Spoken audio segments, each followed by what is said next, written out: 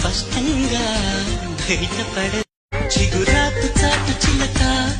తను నడవద ధీమాగా అనుకోని దారి గనక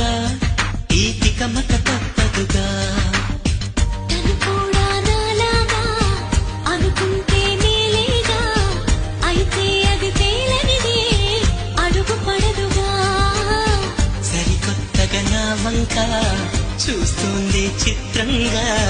ఏమైందో స్పష్టంగా బయట